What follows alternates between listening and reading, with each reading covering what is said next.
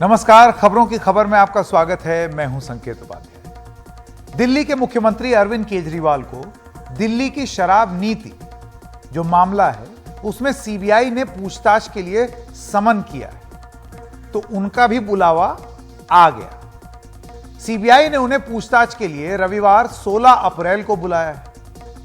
अब आपको याद होगा कि दिल्ली शराब नीति मामले में सीबीआई दिल्ली के पूर्व डिप्टी मुख्यमंत्री मनीष सिसोदिया को पहले ही गिरफ्तार कर चुकी है। उन्हें सीबीआई ने 26 फरवरी को गिरफ्तार किया था। केजरीवाल के लिए चिंता की बात यह होगी कि जिस दिन उनसे पूछताछ होनी है वो दिन यानी कि 16 अप्रैल भी 26 फरवरी की तरह ही रविवार है, यानी अदालत की छुट्टी का दिन। अब इसके क्या मायने निकाले जाएं वो आप देख लीजिए। क्या अरविंद केजरीवाल की भी लिकर स्कैम में गिरफ्तारी हो सकती है? आइए पहले समझते हैं कि आबकारी घोटाला है क्या, जिसकी इतनी जांच हो रही है। 2021 में दिल्ली की नई आबकारी नीति बनी थी। इसके तहत सिर्फ निजी दुकानों को शराब बेचने की इजाजत थी। दुकानों को रात 3 बजे तक खुले रहने की इजाजत थी। नीति से सरकार की आमदनी में 27% का इजाफा हुआ, यानी कि बढ़त हुई। दिल्ली के अफसर की रिपोर्ट में मनीष सिसोदिया पर नियम तोड़ने का एक आरोप लगा। शराब बेचने वालों को फायदा दिलवाने का आरोप इसमें लगा हुआ था। उपराज्यपाल की सीबीआई जांच की सिफारिश हो गई इस रिपोर्ट को लेकर के। जो एलजी हैं उनकी एक सीबीआई इन्वेस्टिगेशन की उन्होंने रेकमेंड कर दिया। मनीष सिसोदिया ने आबकारी नीति वापस ले ली। इसके बाद ये हम आपको एकदम क्रोनोलॉजी में बता रहे। प्रवर्तन निदेशालय ने भी मनी लॉन्ड्रिंग की जांच शुरू कर दी। अब आप सोचेंगे ईडी कैसे आ गया? देखिए, सीबीआई जब जांच करती है तो सीबीआई की जांच चल रही है। एनफोर्समेंट डायरेक्टरेट किसी और एजेंसी की जांच को आधार बना करके अपनी जांच शुरू कर सकती है, जो कि इस केस में हुआ। मनीष सिसोदिया को सीबीआई ने 26 फरवरी को गिरफ्तार कर लिया। और अब क्या अरविंद केजरीवाल पर शिकंजा है? अब सीबीआई अरविंद केजरीवाल से पूछताछ करेगी। आरोप क्या है आपको वो भी बता दें। सूत्रों के हवाले से जानकारी यह मिली है कि अरविंद केजरीवाल के आवास पर, उनके घर पर कमीशन बढ़ाने का फैसला हुआ। कारोबारी समीर महेंद्रू का आरोप है कि अरविंद केजरीवाल के आदेश पर करोड़ों रुपए दिए गए। आरोप यह है कि गोवा चुनावों में इस पैसे को खर्च किया गया। केजरीवाल का नाम ईडी की चार्जशीट में भी आरोपी के तौर पर अभी नहीं, यह हम आपको बता दें। तो इन चीजों पर, इस आधार पर अब सीबीआई में अरविंद केजरीवाल, दिल्ली के मुख्यमंत्री की पूछताछ होने जा रही है। हमारे सहयोगी शरद शर्मा ने एक रिपोर्ट भेजी, आइए सुनते हैं। राष्ट्रीय पार्टी बनने की खुशी आम आदमी पार्टी 4 दिन भी नहीं मना पाई थी कि अब एक बड़ा संकट या सबसे बड़ा संकट उस पर आन खड़ा हुआ है। वो ये कि पार्टी के सर्वोच्च नेता दिल्ली के मुख्यमंत्री अरविंद केजरीवाल को सीबीआई ने दिल्ली के कथित शराब घोटाले मामले में 16 अप्रैल रविवार सुबह 11 बजे पूछताछ के लिए बुला लिया है। आम आदमी पार्टी का कहना है कि उसने प्रधानमंत्री नरेंद्र मोदी पर भ्रष्टाचार के आरोप लगाए थे। उसी की कार्रवाई के तहत उस पर ये उत्पीड़न की कार्रवाई की जा रही है कि जो मुख्यमंत्री अरविंद केजरीवाल को इस मामले में पूछताछ के लिए बुलाया है। माना यह जा रहा है कि सीबीआई अरविंद केजरीवाल से 2 मामलों में पूछताछ कर सकती है। पहला मामला यह है कि मनीष सिसोदिया के साथ काम करने वाले एक अधिकारी जो आबकारी विभाग में सचिव थे, उन्होंने अपने बयान में जांच एजेंसी सीबीआई को ये कहा कि जो शराब नीति बन रही थी उसमें डायरेक्ट निर्देश मनीष सिसोदिया दे रहे थे और जो होलसेल लाइसेंस धारक थे उनके मामले में जो मार्जिन बढ़ाने की बात थी, जो 4-5% था, 6% था, उसको 12% पर ले जाने की बात मुख्यमंत्री निवास पर उनको मनीष सिसोदिया ने कही थी कि इसको जो है पॉलिसी में आप लेकर आइए। तो पहला तो ये मामला हो सकता है जिसके अंदर सीबीआई अरविंद केजरीवाल से पूछताछ कर सकती है। और दूसरा ये है कि शराब कारोबारी समीर महेंद्रू ने जो जांच एजेंसी हैं ईडी के मुताबिक जो है ये बताया कि अरविंद केजरीवाल ने फेस टाइम के जरिए, विजय नायर जो उनके कम्युनिकेशन इंचार्ज थे पार्टी के, तो विजय नायर ने फेस टाइम के जरिए अरविंद केजरीवाल से साउथ ग्रुप जो है उससे बात करवाई थी और अरविंद केजरीवाल ने यह कहा था कि विजय नायर मेरा लड़का है, आप इस पर भरोसा करिए। हालांकि समीर महिंद्रू ने बाद में कोर्ट में ये एप्लीकेशन दी कि जो जांच एजेंसी ईडी है उसने ज़बरदस्ती उनसे ये बयान लिया है। हालांकि अभी इस पर कोर्ट ने कुछ नहीं कहा है, लेकिन संभव है कि सीबीआई इस एंगल पर मुख्यमंत्री अरविंद केजरीवाल से पूछताछ करे। तो अभी आम आदमी पार्टी की तरफ से ये कहा गया है कि निश्चित रूप से 16 अप्रैल रविवार सुबह 11 बजे अरविंद केजरीवाल सीबीआई हेडक्वार्टर जाएंगे और पूछताछ में शामिल होंगे। अभी तक ये देखा गया है कि जो मौजूदा मुख्यमंत्री होते हैं उनसे पूछताछ तो केंद्रीय जांच एजेंसी सीबीआई ने करी है, लेकिन अभी तक गिरफ्तार मौजूदा मुख्यमंत्री होते हुए नहीं दिखाई दिए हैं। लेकिन जिस तरह से रविवार को अरविंद केजरीवाल को पूछताछ के लिए बुलाया गया है और उससे पहले मनीष सिसोदिया को भी रविवार के दिन पूछताछ के लिए बुलाया गया और फिर गिरफ्तार कर लिया गया, तो इससे ये अटकलों को हवा लग रही है कि क्या रविवार के दिन जब अरविंद केजरीवाल सीबीआई हेडक्वार्टर पूछताछ के लिए जाएंगे तो क्या उनको सीबीआई गिरफ्तार कर सकती है। नजर हमारी बनी रहेगी। दिल्ली से अपने कैमरा सहयोगी आजम सिद्दीकी के साथ मैं शरद शर्मा, एनडीटीवी इंडिया। कल दिल्ली के वैसे तो सीएम हैं, लेकिन आजकल उनको कट्टर बेईमान, भ्रष्टाचारी नंबर 1 इस तरह की संज्ञाओं से लोग उनको पुकार रहे हैं। ऐसे अरविंद केजरीवाल के उनके खिलाफ जांच आगे बढ़ रही है और अभी उनको भी सीबीआई का समन आया है। हमारे लिए आश्चर्य की बात नहीं है, क्योंकि अरविंद केजरीवाल जिस प्रकार से पीछे उनके चेहरे पे बेचैनी दिख रही है, छटपटाहट दिख रही है, और वही परिलक्षित होती है उनके उन चेलों में जो पीसी करने आते हैं। आज जब उनको समन हुआ, हम जैसे लोगों को या जो सत्य जानना चाहते हैं उनको राहत मिली होगी कि चलो बड़ा पद पे होने से जांच बाधित नहीं होती है। इसलिए अरविंद केजरीवाल को सम्मन है, पूछताछ होगी।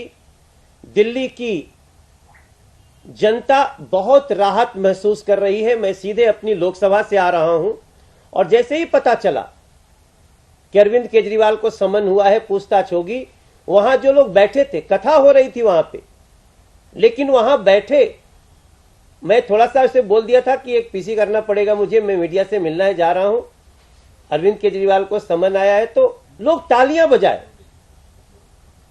इससे मैं ये समझ रहा हूं कि दिल्ली की जनता जानना चाहती है व्हाट इज द ट्रूथ।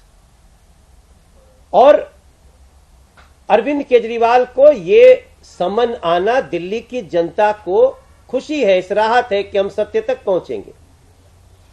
लेकिन उसके बाद उनके एक प्रवक्ता का, संजय सिंह का पीसी करना, और उनकी जो भाषा है वो भाषा बता रही है कि पिछले 1-1.5-2 महीने से इनकी स्ट्रेटजी क्या चल रही थी।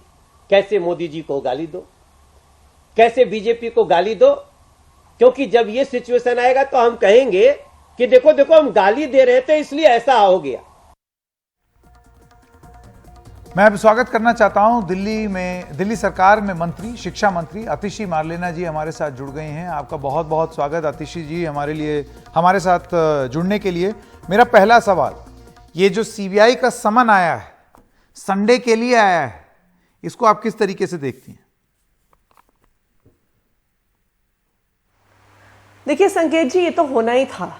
ये तो उसी दिन तय हो गया था जिस दिन दिल्ली विधानसभा के पटल पर मुख्यमंत्री अरविंद केजरीवाल जी ने प्रधानमंत्री नरेंद्र मोदी जी के भ्रष्टाचार को परत दर परत खोला था कि किस तरह से प्रधानमंत्री नरेंद्र मोदी जी के खास दोस्त हैं, किस तरह से उस दोस्त की कंपनियों में हजारों करोड़ ब्लैक का पैसा आता है, शेल कंपनियों से आता है, किस तरह से उस मुनाफे का पैसा प्रधानमंत्री जी के पास जाता है। तो जिस दिन से प्रधानमंत्री के भ्रष्टाचार का खुलासा हुआ था, ये तो स्पष्ट था कि अरविंद केजरीवाल जी उनके अगले टारगेट होने वाले हैं। जी, मैं आपसे एक सवाल ये पूछना चाहता हूं। देखिए, आपके 2 नेता पहले से ही जेल में हैं, सत्येंद्र जैन और मनीष सिसोदिया। अरविंद केजरीवाल को भी समन किया गया है। आतिशी जी, मैं आपसे ये जानना चाहता हूं कि क्या पार्टी को ऐसा लगता है कि अब अगला नंबर गिरफ्तारी का अरविंद केजरीवाल का है? देखिए, अगर केंद्र सरकार एक अरविंद केजरीवाल को गिरफ्तार करेगी तो लाखों अरविंद केजरीवाल सड़क पर तो उतर आएंगे। देखिए, अरविंद केजरीवाल एक इंसान नहीं है, अरविंद केजरीवाल एक विचार है। एक ऐसा विचार जो भ्रष्टाचार के खिलाफ लड़ता है, एक ऐसा विचार जो देश की आम जनता के लिए लड़ता है, एक ऐसा विचार जो चाहता है बच्चों को अच्छी शिक्षा मिले, गरीबों को स्वास्थ्य की व्यवस्था मिले। तो अरविंद केजरीवाल को अगर ये सरकार अपना अत्याचार करके जेल में डालेगी तो इस सरकार की अंत की शुरुआत वहीं से हो जाएगी। आतिशी जी, देखिए, सूत्रों के हवाले से जो जानकारी मिल रही है उसमें यह पता चलता है, अभी शरद भी अपनी रिपोर्टिंग में बता रहे थे कि साउथ गैंग जो है या साउथ नेक्सस जो है या साउथ लॉबी जो है, जो इस पूरे केस में जिसका जिक्र किया जाता है, उससे विजय नायर ने कथित रूप से अरविंद केजरीवाल की उनसे बात करवाई मोबाइल फोन पर फेस टाइम का इस्तेमाल करके। यह आरोप लग रहा है और शायद संभवतः इसी वजह से उनको समन किया गया है। इस चार्ज पर आप क्या कहेंगे? देखिए, सीबीआई ईडी को इस केस को इन्वेस्टिगेट करते 1 साल से ज्यादा हो गया है। 1 साल में 1 रुपए के भ्रष्टाचार का प्रमाण ये देश के सामने नहीं रख पाए हैं। 1 रुपया प्रोसीड्स ऑफ क्राइम ये देश को दिखा नहीं पाए हैं। रोज नई कहानी बनाते हैं, रोज नई कहानी बनाते हैं। अब देखिए, इन्होंने मनीष सिसोदिया जी को गिरफ्तार कर लिया है। ये एक नया पैसा बता दें जो भ्रष्टाचार का मनीष सिसोदिया के पास से मिला हो।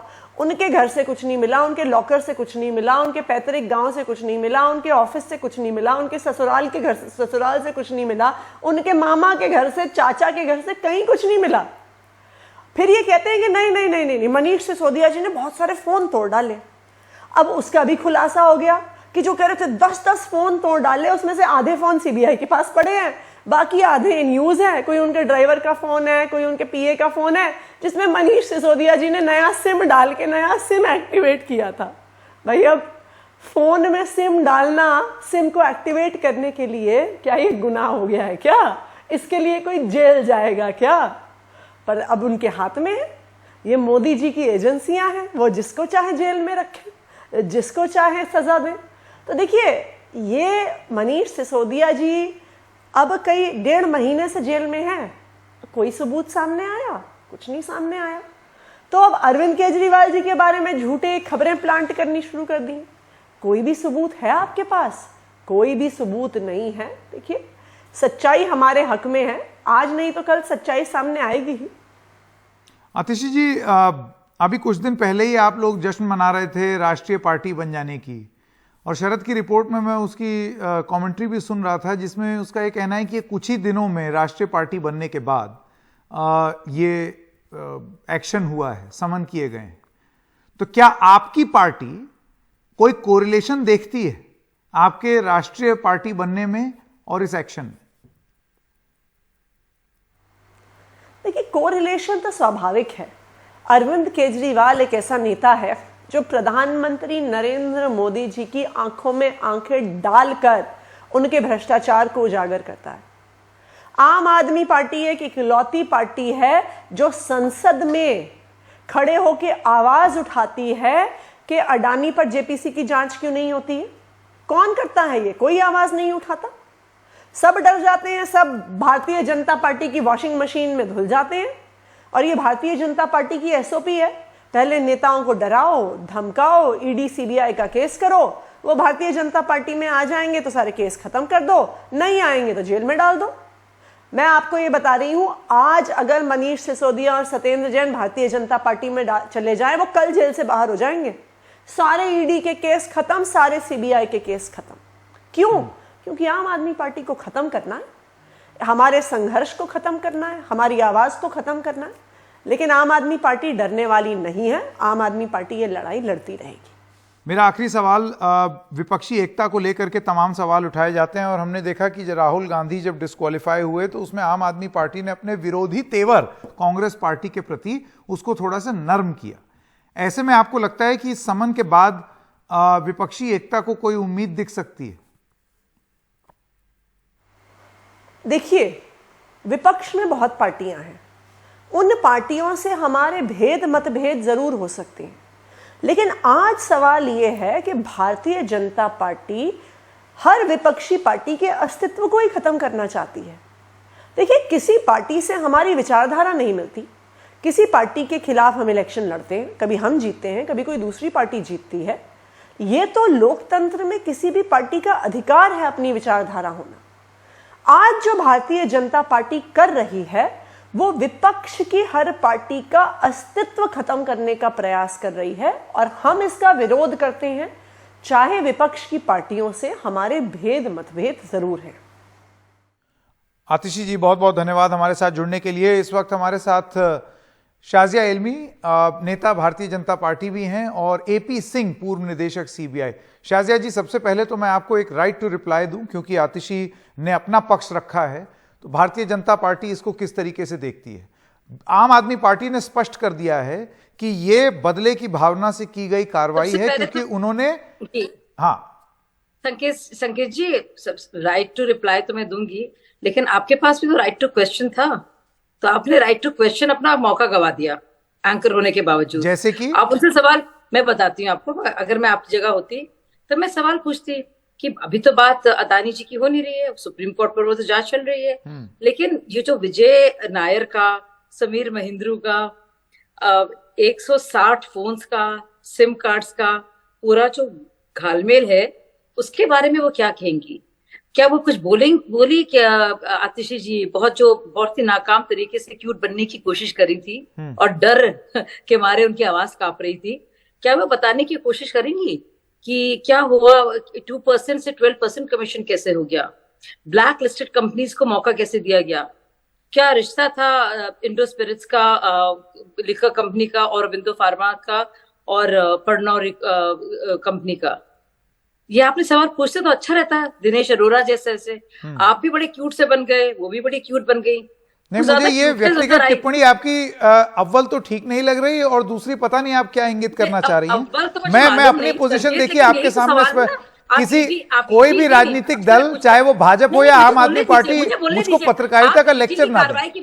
आप एक सेकंड, आप पत्रकारिता में हमारी सीनियर रह चुकी है, उस वजह से ये लिहाज मैं बनाए रखूंगा, पूछूंगी आपसे, और मैं लिहाज वो बनाए रखूंगा, लेकिन मैंने जो सवाल जिस तरीके से पूछे वो आप मेरे ऊपर छोड़ दें, लेक्चर ना दें। मैं भी आपका और उनका भी लिहाज रखूंगी। आप लेक्चर ना दें। मैं कितना क्यूट हूँ, कितना अनक्यूट हूँ, टेडी बेयर हूँ, ये छोड़ दीजिए, जनता तय कर लेगी। शाजिया जी, आप बताइए, सवाल तो बनता है ना कि ये सवालों के जवाब देते थे। आबकारी नीति सवाल नंबर 3 था बदली क्यों गई कि आरोप लग रहा है कि फेस टाइम से विजय नायर ने बात कराई, इसलिए मैं कह रहा हूं, मुझे मालूम है मैंने क्या सवाल पूछा है, तो मैं क्यूट था या टेडी बेयर था वो जनता पे छोड़ देते हैं। सवाल क्या कि आप नेशनल पार्टी बन गए हैं, तो आपको लगता है कि इससे जोड़ा जा सकता है। बहुत ही क्यूटनेस मुझे दिखी उसमें।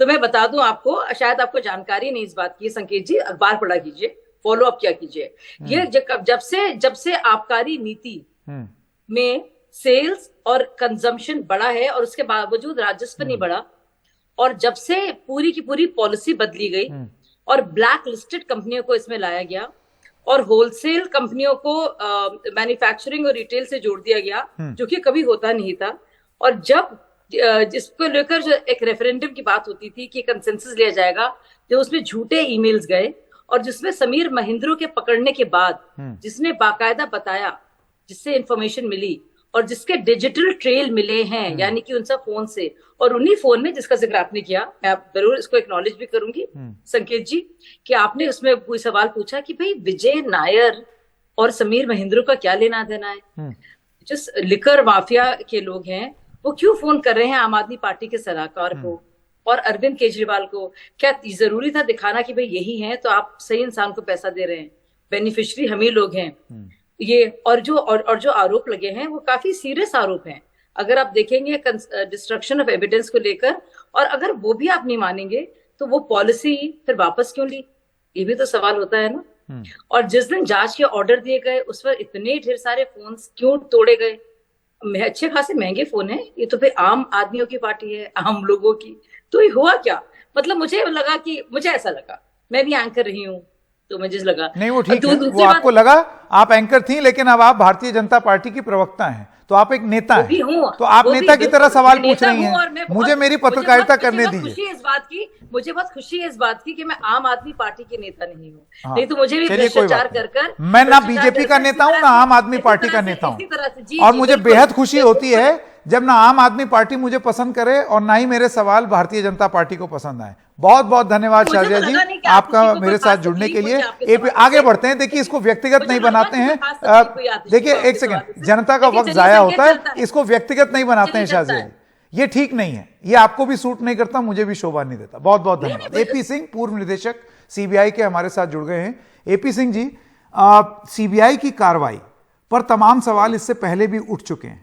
मैं आपसे जानना चाहता हूं कि ओनस ऑफ प्रूविंग कि ये कार्रवाई भी राजनीति से प्रेरित है या नहीं, क्योंकि इस पर तमाम सवाल भी उठे हैं, आपने देखा होगा तमाम बार। वो डिस्कोर्स कितना सही है या कितना इसको एक आइसोलेटेड तरीके से एक मामले के आधार पर देखा जाना चाहिए कि इस मामले में ये तथ्य मिले और ये कार्रवाई हो रही है? देखिए मामला तो संगीन है, इसकी तो कोई शक नहीं है कि एक एक्साइज में कुछ गड़बड़ी जरूर हुई थी, इसलिए एक चीफ सेक्रेटरी ने पूरा रिपोर्ट दिया और उस पर एलजी ने सीबीआई की इन्वेस्टिगेशन ऑर्डर करी।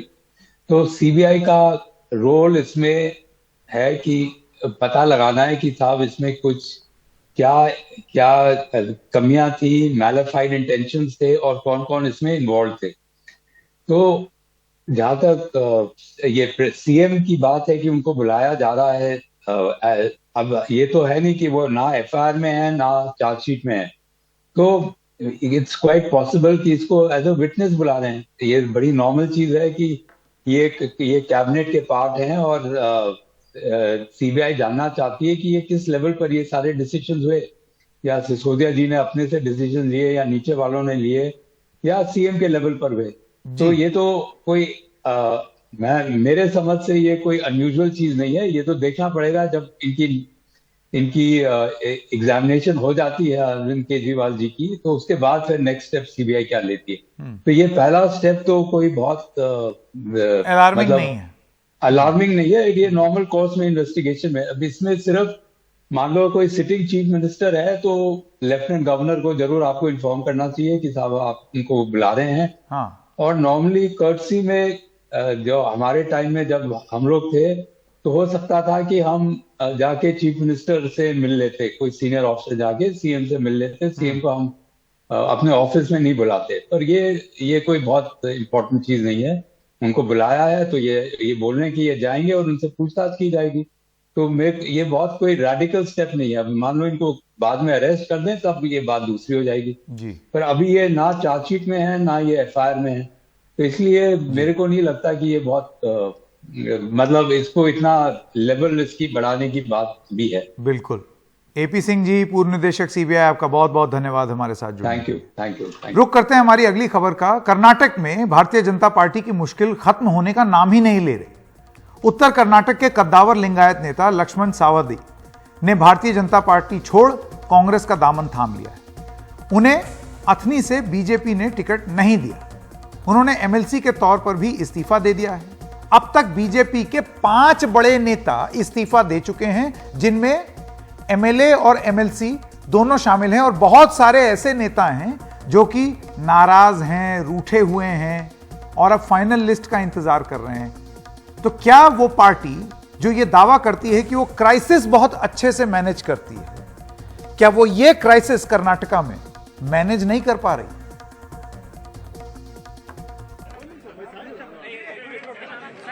शुक्रवार सुबह बीजेपी के बागी लिंगायत नेता लक्ष्मण सवादी कांग्रेस के वरिष्ठ नेताओं के साथ दिखे।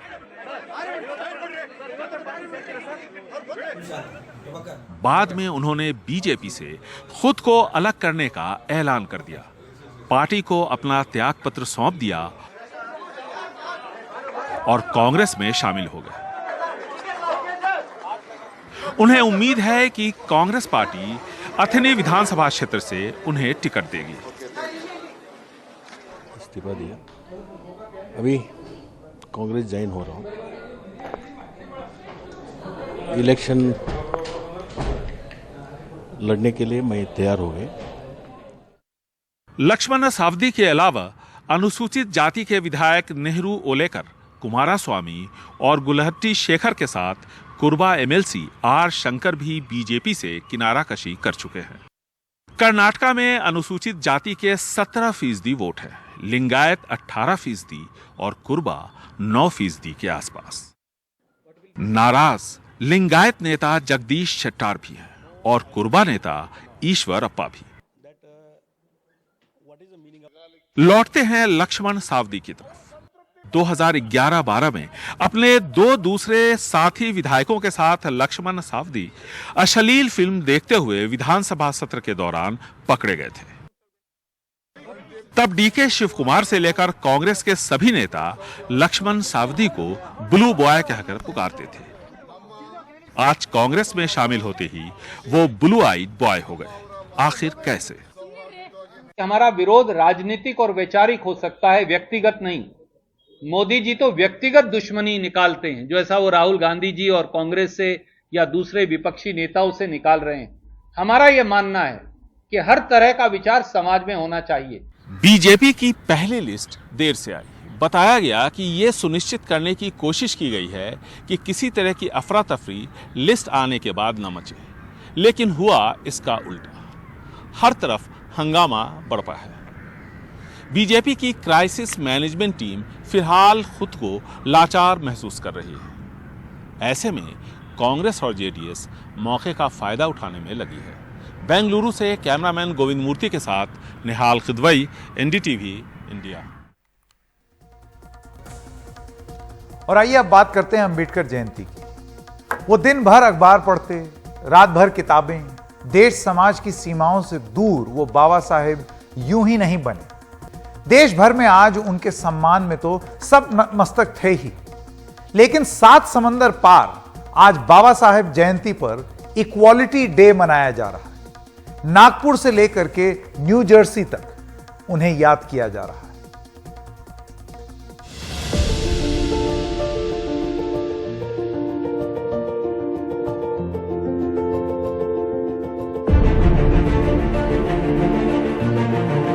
एक 125 फीट ऊंची बाबा साहेब की कांस्य प्रतिमा, इतनी ऊंची कि उड़न खटोला भी इसके आजू बाजू चक्कर काट रहा है।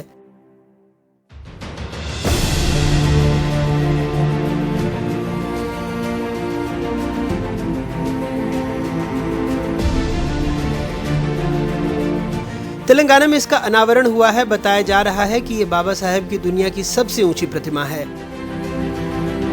मुंबई के मशहूर एल्फिंस्टन कॉलेज से बीए, कोलंबिया विश्वविद्यालय के रास्ते लंदन स्कूल ऑफ इकोनॉमिक्स से पीएचडी ताउम्र छात्र, ये हमारे बाबा साहेब थे। वो अपने वक्त से विश्व रत्न थे, जो समानता के लिए पूरी उम्र लड़ते रहे।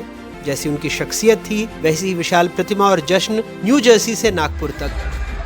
नागपुर में रिजर्व बैंक ऑफ इंडिया चौराहे पर यह जश्न जुनून की हद तक चला।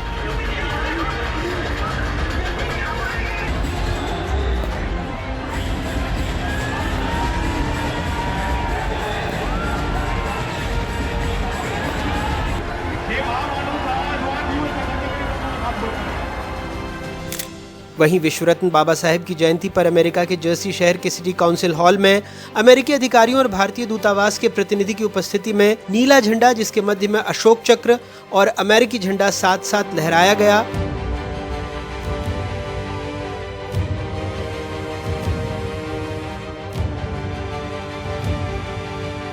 जर्सी सिटी बोर्ड ने हर साल अंबेडकर जयंती को इक्वालिटी डे के तौर पर मनाने की घोषणा कर दी है।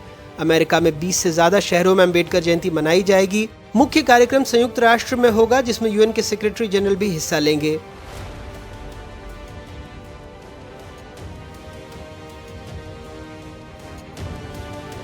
बाबा साहेब का सबसे बड़ा सपना था भारत जाति मुक्त हो, लेकिन इसके अलावा स्वप्न दृष्टा बाबा साहेब लोकतांत्रिक मूल्यों के साथ औद्योगिक राष्ट्र, आधुनिक विचारों के भी ध्वजावाहक थे, इसलिए दुनिया भर में आज भी वो प्रासंगिक हैं। आने वाले समय में अंबेडकर बात की यह ताकत है कि अपर कास्ट को अपर कास्ट कहने में शर्म आनी शुरू हो जाएगी। इतनी तेजी से बाबा साहब का विचार पूरी दुनिया में बढ़ रहा है कि doctor Ambedkar is a philosopher of freedom, philosopher of economic emancipation, anti cast philosopher.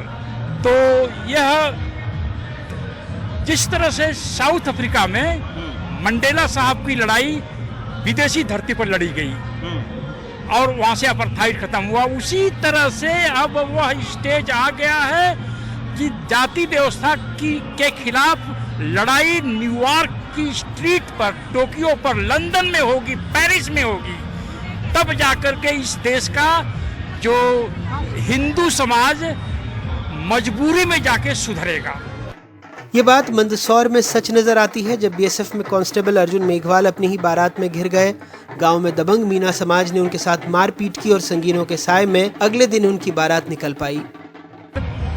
बाबा साहब के जो सिद्धांत हैं, उनका जो रिलेवेंस है वो लगातार सर बढ़ रहा है, हमारे ही देश में नहीं बल्कि दुनिया भर में बढ़ रहा है। इसके पीछे सर क्या कारण आप देख रहे हैं? बाबा साहब डॉक्टर भीमराव अंबेडकर ने जो एंटी कास्ट सिस्टम फिलॉसफी दी थी, वह एंटी कास्ट फिलॉसफी तब तक बढ़ती रहेगी जब तक भारत की जाति व्यवस्था पुराना किला की तरह न हो जाए। कैसे एक ऐसा भारत बने जिसमें बाबा साहब का बनाया हुआ फिलॉसफिकल सिस्टम ऑपरेट हो सके।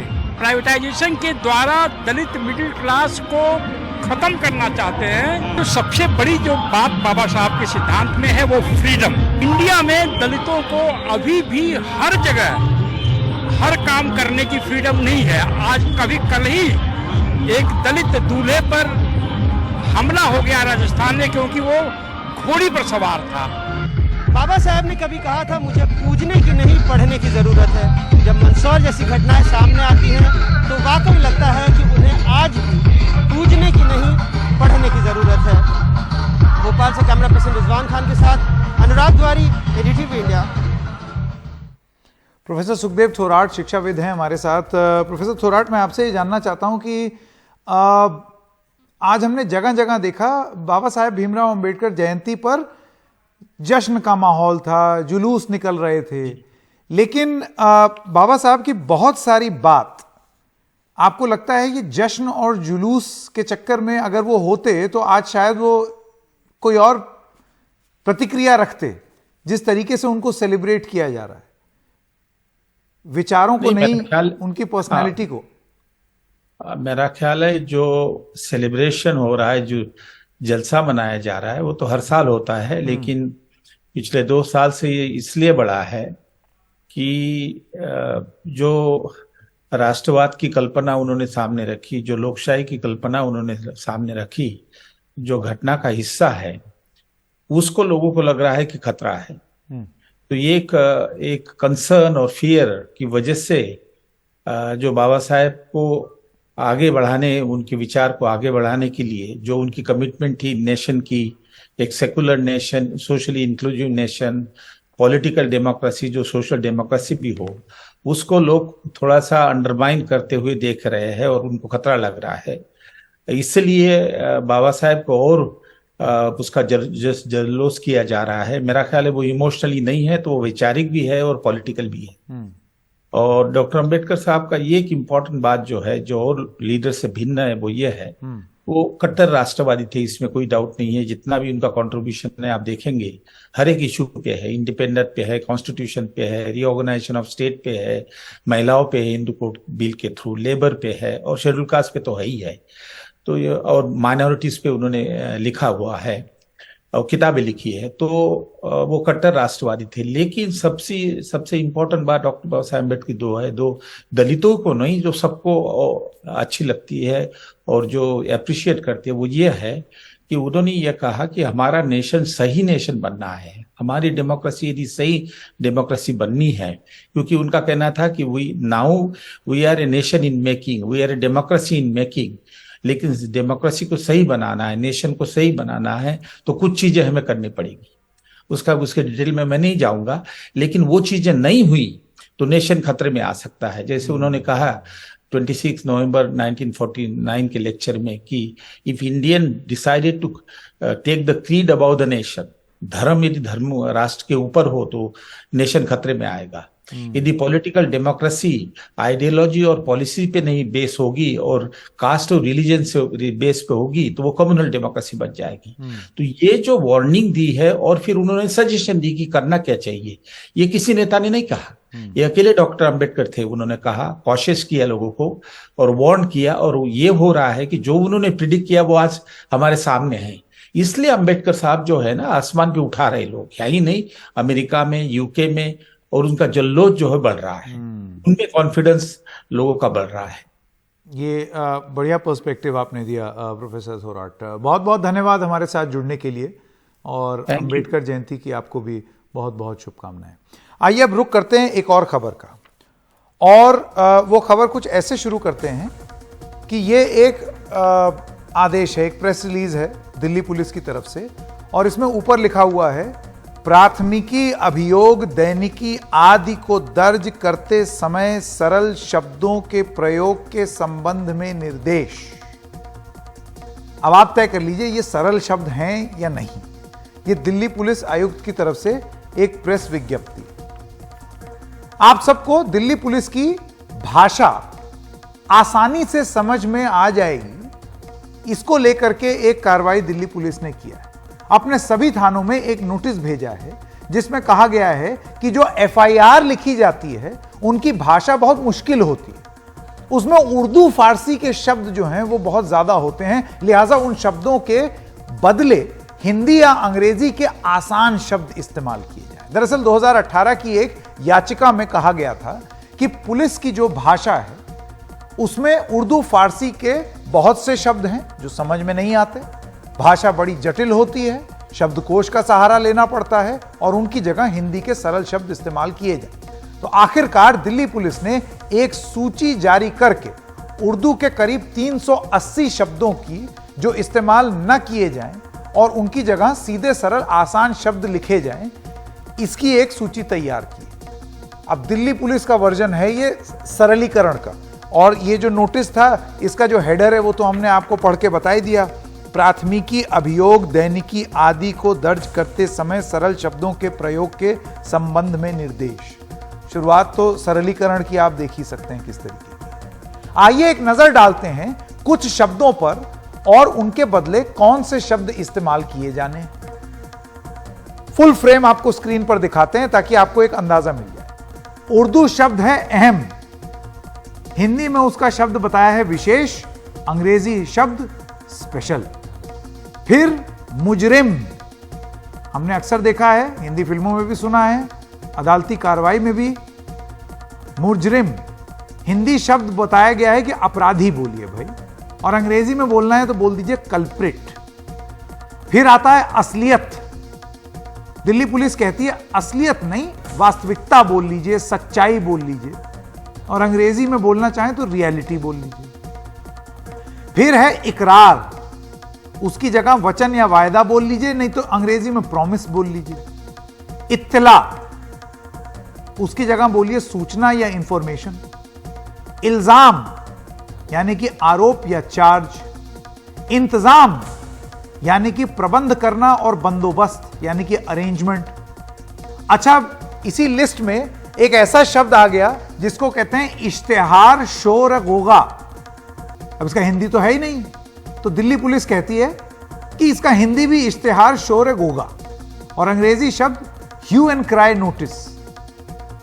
अच्छा, अब आता है एक गजब शब्द, उर्दू का शब्द है गिरोह, और उसका हिंदी सरलीकरण दिल्ली पुलिस के हिसाब से है गैंग, दल या आरोपियों का गिरोह, यानी कि गिरोह को बदल के आरोपियों का गिरोह बना दिया, अंग्रेजी में गैंग। जाहिर, बतलाना या स्पष्ट, एक्सप्रेस। उसके बाद अगला शब्द नतीजा, उसका हिंदी शब्द बताया परिणाम, रिजल्ट। फिर है रंजिश, और ये तो गजब ही है, रंजिश, आपसी रंजिश हम सुनते हैं, उसकी जगह हिंदी का सरल शब्द दिल्ली पुलिस बताती है खुंदस या दुश्मनी। अब खुंदस जैसा शब्द जो है वो हो सकता है एफआईआर में लिखा जाए, अंग्रेजी में एनमिटी, पर्सनल एनमिटी जिसे कहते हैं। वारदात को घटना बोल लीजिए या इंसिडेंट। चश्मदीद गवाह को घटना पर उपस्थित व्यक्ति ये बताया है दिल्ली पुलिस ने। इसके बाद उर्फ जो एक शब्द होता है उसका हिंदी बताया है उपनाम, यानी कि अलायस। मासूम के लिए दिल्ली पुलिस कहती है कि मासूम की जगह नम्र स्वभाव वाला बोल लीजिए, इनोसेंट। तफ्तीश को आप बोलिए अनुसंधान, यानी कि इन्वेस्टिगेशन। तो तफ्तीश नहीं होगी, अब अनुसंधान होगा।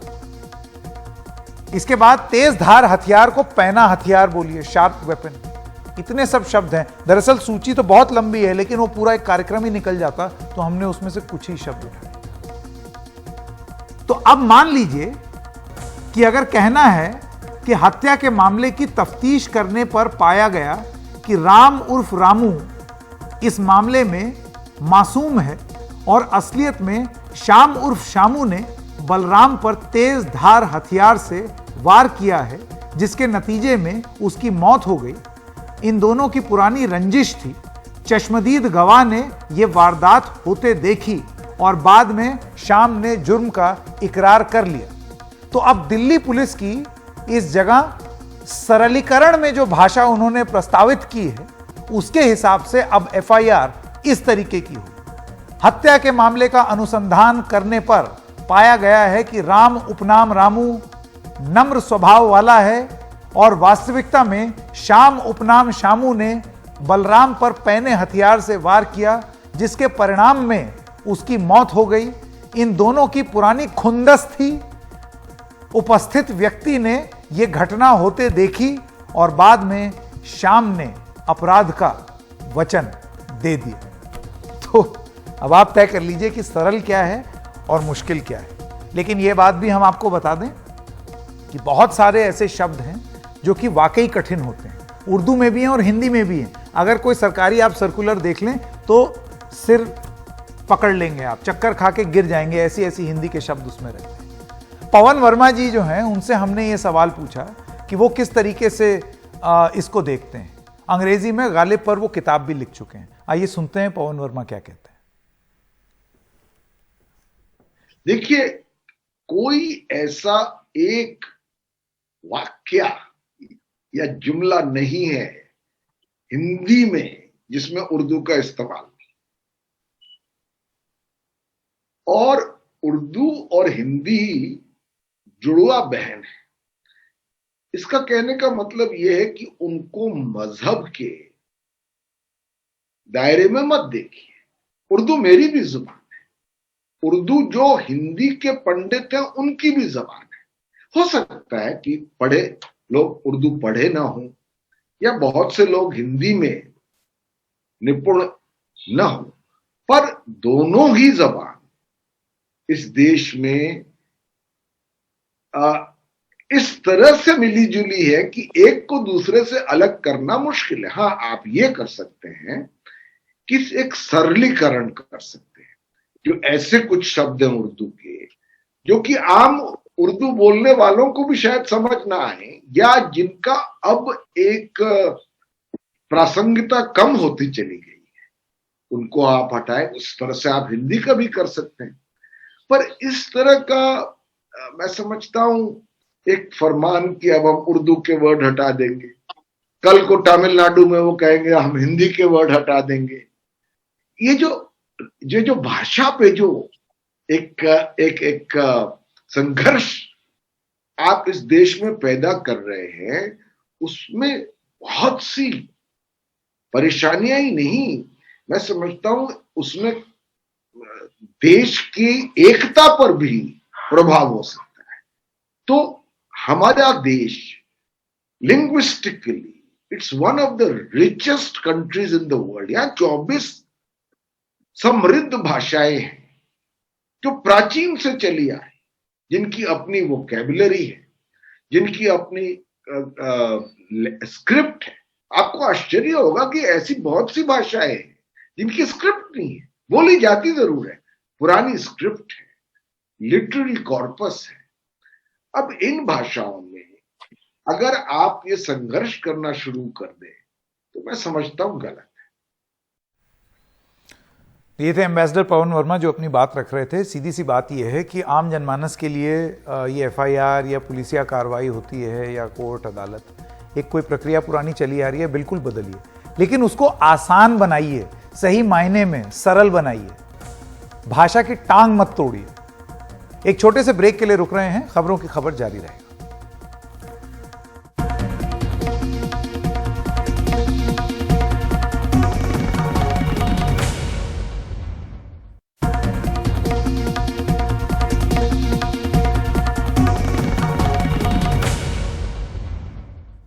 ब्रेक के बाद आपका स्वागत है। आज हमारी यानी आपके चहेते चैनल NDTV इंडिया की सालगिरह है। 20 साल पहले आज ही के दिन NDTV इंडिया और NDTV 24/7 दोनों चैनलों की शुरुआत हुई थी। इस 20 साल के सफर में हमको आपका भरपूर प्यार मिला है और हमने भी सच्ची, सही और सटीक खबरें दिखाकर आपका भरोसा हासिल किया है। तो आइए इस 20 साल के लंबे सफर की एक छोटी सी झलक देखते हैं, कुछ यादें ताजा करते हैं। In April this year, we plan to launch 2 24-hour news and current affairs channels, one in English and the other in Hindi. Hello and welcome to our midterm poll. The Chief Justice of the Delhi High Court has reacted sharply to the NDTV expose. Good evening, welcome to India Decides. नमस्कार, Indian ऑब्जे में आपका स्वागत है। Picture is clear. Who forms the government? नमस्कार, आरक्षण पर विशेष में आपका स्वागत है। Hello and welcome to We the People. नमस्कार, खबरों में मैं Kadambari. Good evening and welcome to Left, Right and Center. नमस्कार, NDTV इंडिया में आपका स्वागत है। क्या बच्चे की जान देगा बे? Give you the bigger picture on the elections. नमस्कार, हॉट टॉपिक में आपका स्वागत है। Budget day, a lot of expectations. देश की बात पे हाजिर है पहले बात। The news that matters, the news you need.